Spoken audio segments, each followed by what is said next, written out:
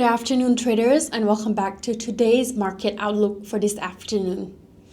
Starting with the US dollar, we expected the ECB to cut rates by 25 basis points at this week's meeting, which is widely expected by the market.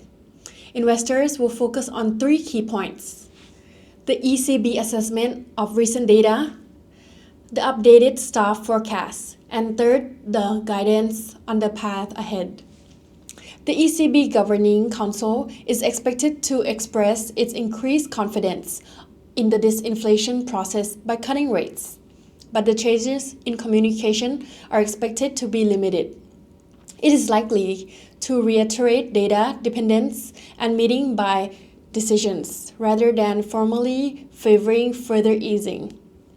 President Lagarde will emphasize data dependence in her press conference, but will also point out that further rate cuts are likely if the disinflation process continues.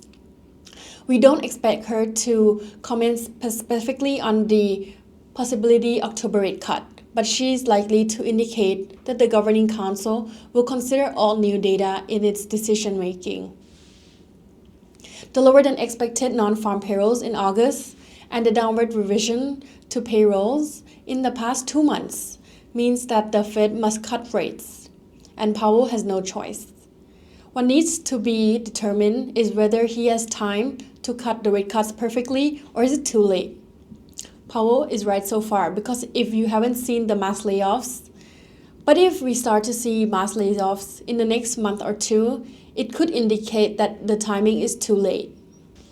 And next, for the gold, an analyst from Capital Economists said that the increase in the non-farm payrolls in August by 142,000 people may just be enough to make the Fed determine to cut the interest rates about 25 basis points at the September FOMC meeting, instead of a more aggressive rate cuts.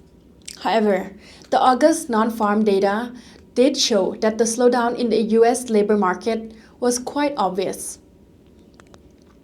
The head of commodity strategy at Saxo Bank believed that the US non-farm payrolls from August is not enough to push the Fed to decide to cut the interest rates by 50 basis points at the September interest rates meeting. Considering this situation, we think that the price of the gold is currently high, and it will be difficult to reach a new high, at least in the short term, because the Fed will have limited interest rate cuts in September. The chief market at Blue Line Futures pointed out that, in his opinion, the gold market would rather see multiple consecutive 25 basis point rate cuts than a single 50 basis rate cut. The Fed interest rates path is more important than the extent of a single rate cut.